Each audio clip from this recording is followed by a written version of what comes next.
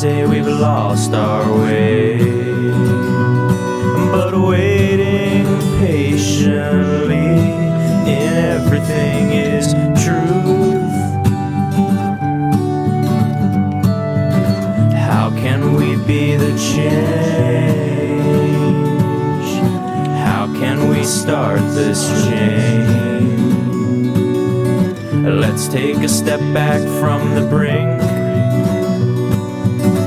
look into each other's eyes, reach out for that central link and organize.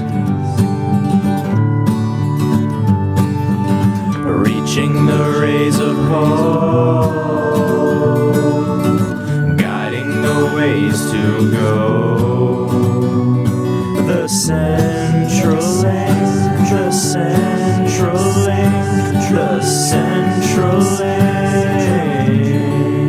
Please join us on the Central Link. Hello, welcome to the Central Link. I'm Andrew Fake. What the Central Link hopes to do is to show you what your options are.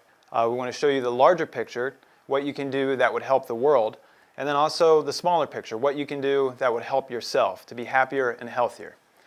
And that's what today's episode is going to address. We're talking about alternative methods of transportation. We're talking about biking, hiking, walking, taking the bus. And today my guest is Joe Stafford of the Bicycle Access Council. And could you tell the public what the Bicycle Access Council is? Sure. The Bicycle Access Council is a statewide advocacy organization, so we hope to make bicycling a transportation choice for Pennsylvanians. Now I understand there's an event called Bike to York Week that's coming up. That's correct. It is meant to highlight the general activity of bicycling and to attract people to think about bicycling to work. There are special events, a ride by Mayor Bracy from York Fairgrounds to the Sovereign Stadium will be one highlight. There's also going to be the opportunity to use Rapid Transit on their fixed route buses, free fares if you bring a bicycle. And just a reminder that the fixed route buses have bike racks out front that'll accommodate 2 bicycles. And if 3 bicycles show up, it's discretion of the driver, but usually you can bring them on board inside. Every bike on the road is one less car. I'm Richard Farb, the Executive Director of Rapid Transit, and today we're located here at our downtown transfer center, where it's the hub of our entire system where all the buses come together. And it's positioned nicely here in York that it happens to be right on the rail trail as well as the King Street bike lane. So it really works together to promote bicycles and transit. May 14th through the 19th is National Bike to Work Week. And in York County, we're going to celebrate Bike in York Week to really support and promote the usage of multimodal transportation, specifically for rapid transit, linking the bicycle to the bus. It's a very simple process. We ask individuals when they arrive to the bus stop with their bicycle, they simply get the driver's attention so the driver knows they're out here. Simply one hand, you squeeze and you can lower it down. It's very lightweight, very easy to use. You just bring your bicycle over, typically grab it just by the steering wheel and at the base of the seat. You place it in the slot. It really holds itself there. You simply reach down here and pull the arm over the top of the tire. Make sure it's in place and snug, and it's that simple. If this is becoming a major component of their transportation to work, what happens when they arrive and the bicycle rack is full? We simply tell them to check with the driver if there's availability for space on board, that we will allow them to board the bus with their bicycle and stow it in the back of the bus. Rapid Transit offers a Borrow a Bike program. This program allows individuals who use monthly passes or 11 ride passes to come to us to fill out a very simple application to track some basic demographic information. And as long as you use that monthly pass or 11 ride pass, we will lend you a bicycle, and it really helps individuals who have to extend their trip beyond the bus stop. At Rapid Transit, we have a sustainability plan, and we are working diligently at continuing to become more green and sustainable. For instance, this vehicle behind us is an 18-passenger vehicle. If we can help individuals transition from their automobile to transit. This bus alone can remove 18 cars off the road. That's pretty impressive when you consider that our region has one of the worst air quality in the nation for Class 3 cities. So that's something we work towards diligently. We currently operate on biofuels. All of our buses operate anywhere from B5 to B20. We are moving into the hybrid technology. We are the first transit system in the nation to operate a fleet of hybrid paratransit vehicles. We are also ordered our first hybrid coaches, and we're looking at converting our entire fleet to CNG, compressed natural gas. It's good for the environment, and we certainly have an abundance amount of fuel here in Pennsylvania, so that would be a good step forward as well. September of 2010, we began to unveil our Smart Hop initiative. And Smart Hop is really using technology. Through numerous surveys with our customer, we realized that people are really confused about how transit works and how it all comes together. It's also a major barrier for new individuals trying to come into the system because no matter where you go, trying to use transit can be tricky. So with our Smart Hop initiative, the first thing that we launched is real-time passenger information. There are screens here at the transfer center that tell individuals what time the bus is going to be arriving and departing, so that helps them understand how that works. We also have a Google Transit initiative, much like using it to map your trip in an auto. You can go in and put your origin and destination and hit the transit icon, and it will give you all the availabilities of all the different routes and how they come together. We offer smartphone apps where it will track the bus in real time on a screen, and we also have a rider alert system where we can send individuals emails and text alerts when different routes are delayed, or if there are things that they need to be aware of so people are not stranded. An initiative Smart Hop is to remove the barriers and promote mobility and give access to the system so people find it more user-friendly.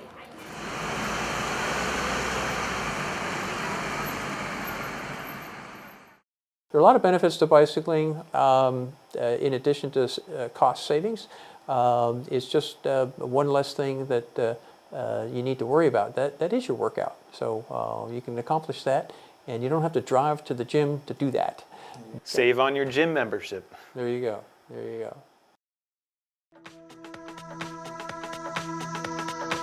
My name is Sean Hermans. I'm a health educator at the Susan P. Burns Health Education Center and a fitness trainer at the Athletic Club of York. Today, I want to talk to you about flexibility and the importance of stretching. When we engage in physical activity, our muscles are constantly contracting and relaxing to move our bodies around in space. Over time, our muscles will start to tighten up more and more if we don't stretch them and increase the range of motion in our joints. During physical activities such as walking, running, and biking, we are using large muscles in our legs to move us around. Here, I'm going to show you some basic static stretches that will increase the stretching ability of the muscles in our legs. The first stretch we're going to do is called a hanging hamstring stretch. You're going to spread your feet out, have your knees slightly bent, cross your arms just like this, and hang your upper body down towards the ground. This is stretching your lower back, your glutes, and your hamstrings located on the back of your legs. The next stretch we're gonna do is a standing quad pull. Since most of our muscles work in opposition, we wanna work the other side as well. You're gonna use a wall for support, grab the top of your foot, stand up straight, and pull that leg back. You'll feel tension right on the top of your leg in your quadricep. The last stretch we're gonna do here today is a standing calf stretch. You're gonna find a wall for support, place both hands on the wall, take one foot back, place your heel down, push it down, and lean into the wall. Hold these stretches for about 15 to 30 seconds. And remember to breathe and relax while you are stretching for full benefit. So, use these stretches to increase your flexibility, and you're on your way to a healthier, happier you. Remember, be kind to your muscles, and they will be kind to you. I'll see you on the rail trail.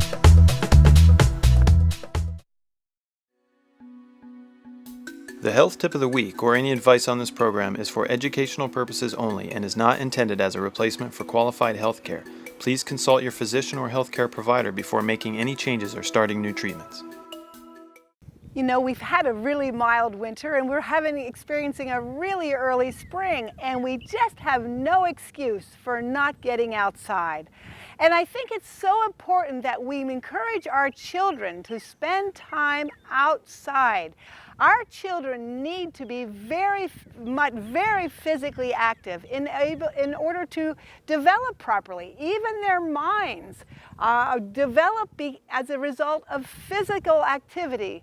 So maybe it's a good idea to limit the time on the computer and even on the television and encourage our children to get outside and be creative. Instead of always giving them toys, encourage creativity. I think this is a healthy thing our society needs to see more of. I'm Willa from Sunnywald Natural Foods with the health tip of the week. Sunnywald Natural Foods. Good health comes from the farm, not the pharmacy. My name is Gwen Luce, and I am Executive Director of the York County Rail Trail Authority. The Heritage Rail Trail begins at the Mason-Dixon line, just about 1 mile south of where we are right now, and it continues for a little over 21 miles into the city of York. So you can have a great visualization of how troop movements occurred during the Civil War, during the Battle of Gettysburg, and how President Lincoln actually traveled to Gettysburg, coming up the Northern Central to go to Gettysburg to give his famous address. Our construction here in New Freedom began in 1990 when the York County Rail Trail was formed, and that was completed into York City in August of 1999. The one thing that really got the project started was local contributions, local donations. Some of those were in the neighborhood of $5, $10, $15 from county residents who saw the value of this project. So it was really through the generosity of local folks, of local people here in York County, that got the whole project started and allowed us to leverage those dollars to complete this project. And if you look at the combination of all of the hard goods and soft goods that are spent on the Heritage Rail Trail in the year 2007, it was estimated that combined they generate about $6 million of income to the businesses along the Heritage Rail Trail and across the county. Currently, the York County Rail Trail Authority is working on some extensions for the Heritage Rail Trail, beginning up at John Rudy County Park in East Manchester Township and working our way into York City to make the connection with the existing Heritage Rail Trail. It will probably be another 3 to 4 years, hopefully sooner, and that is based on the funds that are available to us.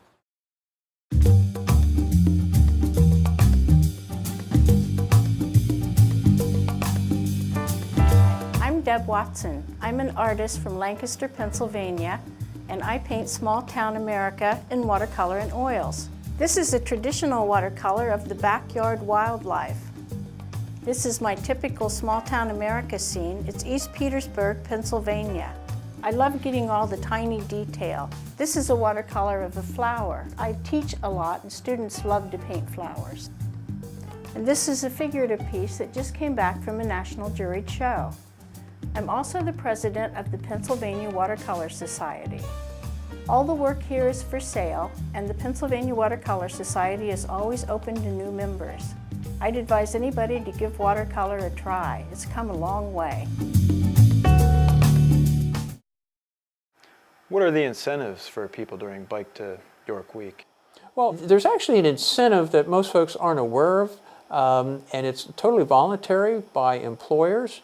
But back in 2008, a tax fringe benefit was created, and employers can offer up to $20 a month to employees if they bike regularly to work. Now, the IRS doesn't define regularly, so that's between the employer and the employee. But it's a very simple tax-free fringe benefit that folks can take advantage of. And they should look into it, see if their employer is willing to offer that, and it's a benefit to the employer as well. Hi, my name is Ed Hughes. I'm the owner of the Whistle Stop Bike Shop in New Freedom, Pennsylvania. We have the advantage of being located conveniently on a rail trail. I've been in business at this location since 1993. Worked out pretty well. You know, I'm still here. I haven't starved to death yet. It really, you know, when you're picking a bike out, you know, where you want to ride and the type of riding that you want to do is what kind of dictates what you should be looking at. This is a road bike, and this is kind of like bikes have been forever. You know, it's a more bent over position, riding position. It's designed to have have very low rolling resistance and be easy pedaling, and primarily used for on the road. This bike is what they call a freestyle bike. It has pegs that they can stand on the front and the back. It has brakes on the front and back to do tricks with. It's the way the steering's designed. You can turn these the wheel all the way around without tangling the brake cables up. The dirt jumping bikes are like this one. It's designed to be a little bit lighter weight and not made to do the tricks. This is more for jumping. Bikes are built with the frames very strong. Got a tandem bike. This bike is designed for kind of rail trails or off-road riding for 2 people. This one is kind of specialized. This is what they call a cyclocross bike. And they actually compete on this. They'll get to places where they can't ride anymore, and they actually pick the bike up and run with it. So as much of the race is done on foot carrying your bike as on the bike carrying you. This one's a hybrid. Shock absorber seat post, shock absorbers here, a more upright handlebar. So you can ride this equally on the road or on the rail trail. Because of the narrow tire, it leans a little bit more toward road than it does to trail. Serious mountain bike, knobby tires, lower handlebars, so you're leaned over more, put more weight on the front wheels. This one has shock absorbers front and back. They call that a 29er. What happens with a 29er is the larger diameter wheel has a tendency to be able to roll over rocks and logs much more easily than a 26-inch wheel. So in the hardcore mountain bike community, the 29ers have become very popular. That's probably one of the newest things that we have. It's a road bike, but no gears. Messenger riders ride single speed bikes. They don't need a bike that's got a lot of gears. They're going point A to point B on flat level ground, and size for size, a medium men's bike and a medium women's bike fit exactly the same. This is the only difference here. Around the turn of the century, women wore dresses. So it was not ladylike to throw your leg up over the seat. In fact, a lot of women just ride regular men's bikes with the bar like this. My big suggestion is go to a reputable bike store, get them to give you a little bit of instruction and encouragement and show you how to do things properly. It's one of the cheapest hobbies that there is. It's a good form of exercise. It's something that the family can do together, the whole family. And I can't say more than that about bicycling.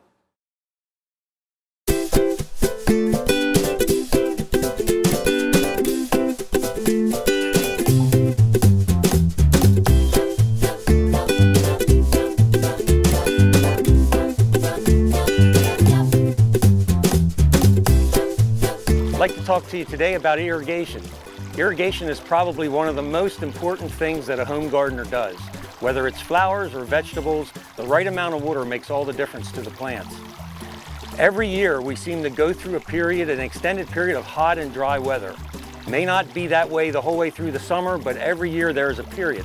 For plants to do well, they need the equivalent of about 1 inch of rain a week. So if we aren't getting that naturally, you should supplement it. Remember, when it rains an inch of rain on an acre, that's 28,000 gallons of water. So if you have a garden area of say 100 square feet, 10 by 10, that's 65 gallons of water that you need to put on that garden every week, on that 100 square feet. Blossom end rot, that's when the bottom of the tomato rots. That is a calcium deficiency, but it's not caused by a lack of calcium, it's caused by not watering deep enough. The best way to water is to do it with some type of drip irrigation. Some way, a soaker hose or some way of putting it on slowly over a longer period of time. Let the water soak deep. This is a mat that you can use for several years. It's not a one and done thing. And it has drip irrigation built into it. That's the irrigation line itself. Very simple. You hook up to the other end with a garden hose, turn it on, it's all pressure regulated. It's very simple. I would much rather see a home gardener water their plot very thoroughly once a week than water it every night. My name's Dave Miller from Miller Plant Farm, and thanks for joining us for your garden tip of the week.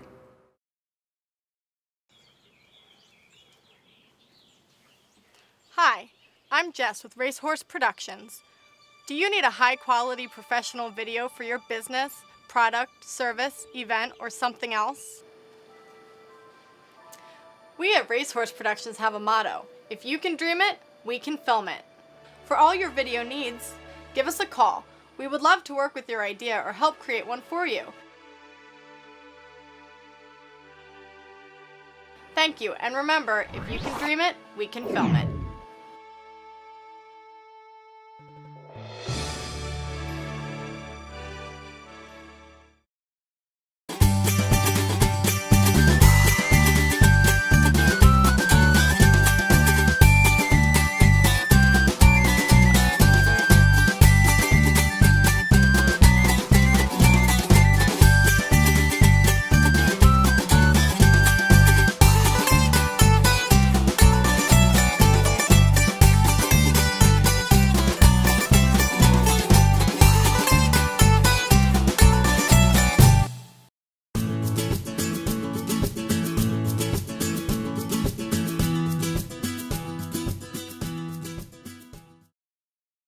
I understand that there's some new bike laws out there, and they've been making some headlines. There's sort of a controversy around them, and I guess it's kind of a double-edged sword.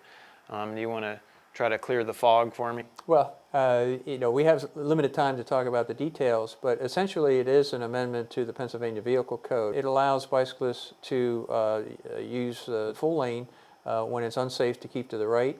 There's also the element of safe passing distance, which is now 4 feet. In order to achieve that 4 feet, if the lane is too narrow to share, a motor vehicle may now cross the center line in a no passing zone. So that's a key element that has gotten a lot of highlight. There's also a specific statute that addresses what we call a right hook, where a cyclist is going straight and a motor vehicle tends to cut them off. So that's urging motors to judge their speed. And the last element really addresses bicyclists maintaining the prevailing speed.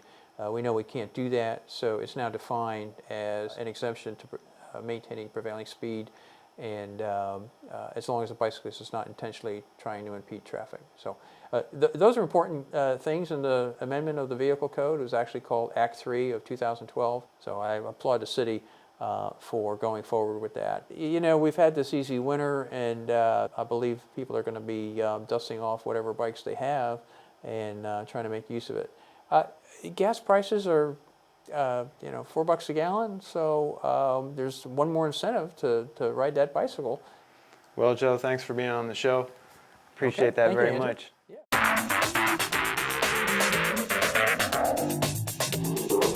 Hi, I'm Andrew Fake.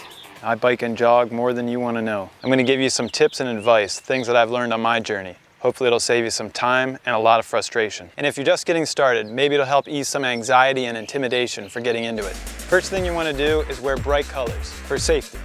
You don't want to stock up on junk food now, it'll just be sloshing around inside you. Make sure you eat healthy, like some fresh fruit, maybe a green drink, or you can make your own. And stay hydrated. Make sure you know your route, plan it out. What's the weather like? What about the terrain? Are there any hills or blind corners? What about a bathroom? Is there a place where you can change clothes? If you're walking or running, you'll probably want to carry a pack of some kind. Pick something with comfortable shoulder straps. And don't pack it too heavy. Keep it nice and light with just some snacks and some water. And here's a helpful tip that I learned. You can always take a handkerchief and tie it around the shoulder straps. This will help to keep it from chafing on your shoulders, and it looks cool. For footwear, you want to wear something comfortable, maybe some old sneakers or something with a flexible sole. If you're going to be wearing some new shoes, take them for a test run before you commit to any long distances. Now, this is something that you don't need for walking or running, but for biking, you always want to make sure that you're wearing a helmet. Even if you're out on the rail trail, you still want to set a good example for the children. It's always good to have a pair of sunglasses with you. You want to find a pair where you can see clearly out of your sides. It also makes a nice windshield with all the bugs out there. There's a lot of bugs. If you're uncomfortable on your bike, don't get discouraged. The #1 complaint for new cyclists is the bike seat. Now there's all kinds of options out there. Make sure you pick the one that's right for you. Another common cause of discomfort is improper adjustment of the seat height. What you want is for your toes and only your toes to touch when you're sitting on your seat.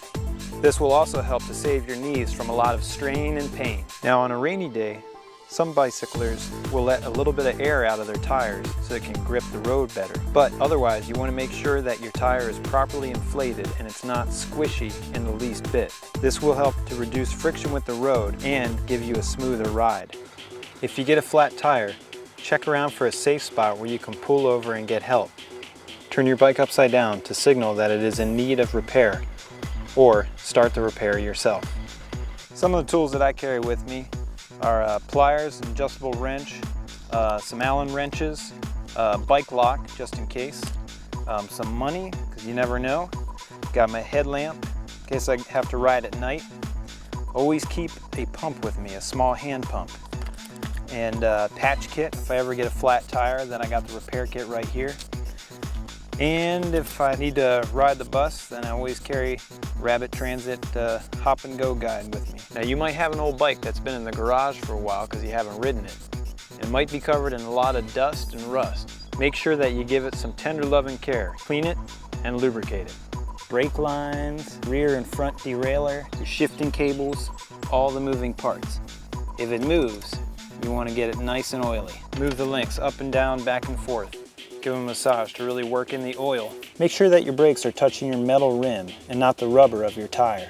Just like any machine, you want it to run as silently as possible. If you hear any noises, it's probably a sign that something is wrong. Running and biking are fun and healthy. And on a day like this, who wants to be inside? Get out and ride.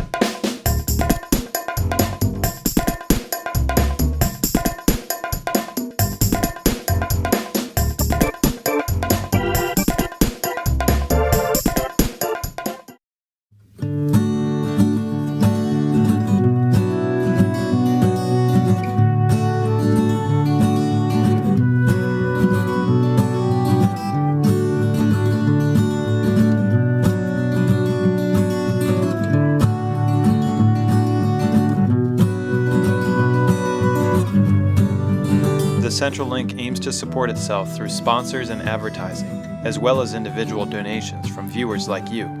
You can advertise your business or easily make a donation with PayPal on our website. Help us keep the show on the air. Your contributions will directly support our staff.